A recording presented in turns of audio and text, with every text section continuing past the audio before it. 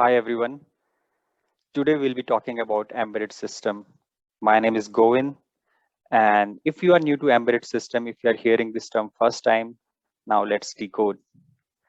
With traditional definition of embedded system can be defined as a combination of hardware, software, and mechanical parts, which is defined to do some dedicated function or defined to do some dedicated task. So this is the traditional definition of embedded system. However, we cannot generalize this definition in today's context.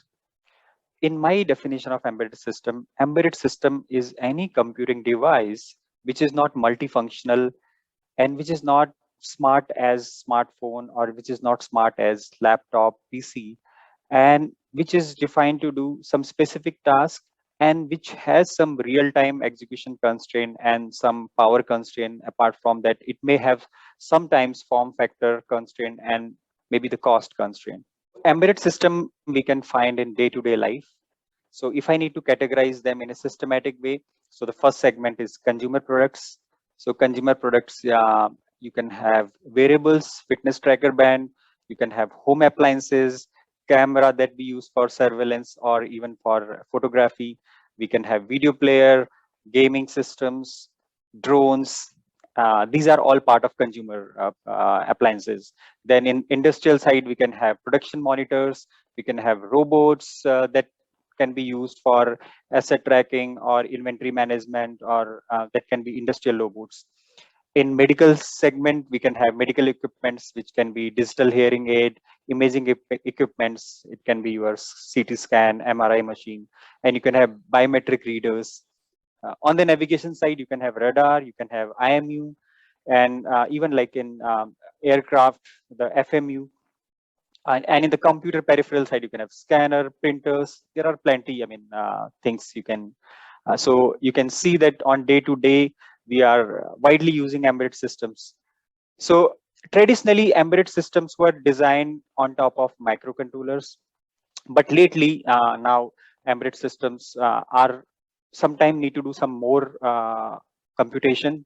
So nowadays these are built on top of not only on top of microcontroller, but we can build embedded systems on top of microprocessor. We can build embedded system on top of system on chip. Now let's understand what are the basic building block of an embedded system and how a high level design of an embedded system look like. This is the high level block diagram of embedded system. So what we have, so we have four entities interacting with embedded computing device.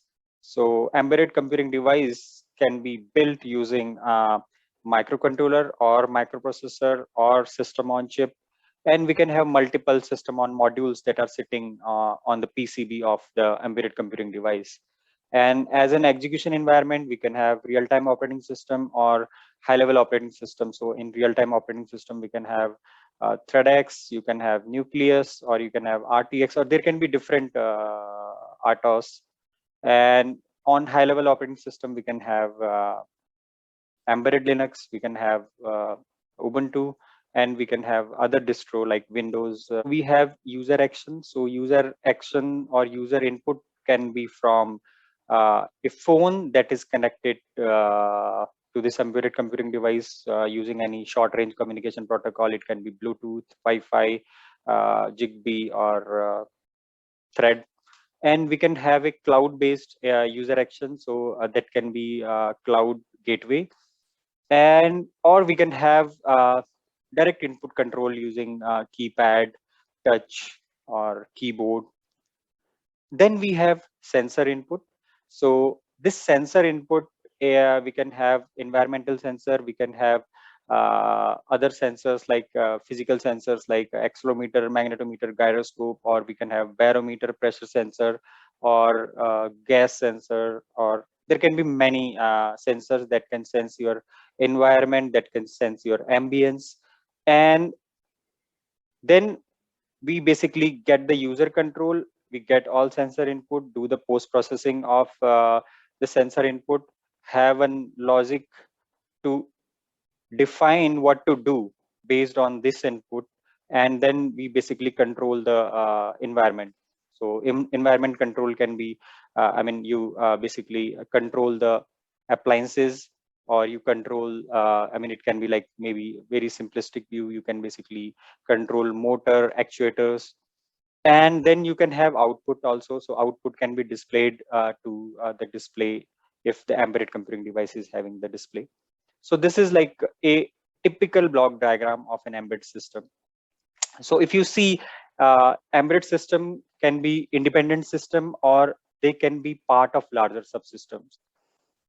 So with this, we conclude the basic overview of embedded systems. So in the next video, we'll be talking about what are the prerequisites to start, and basically we'll be talking about what are the consideration we should basically take while designing an embedded system. So thank you for watching this video. Please like, share, and subscribe.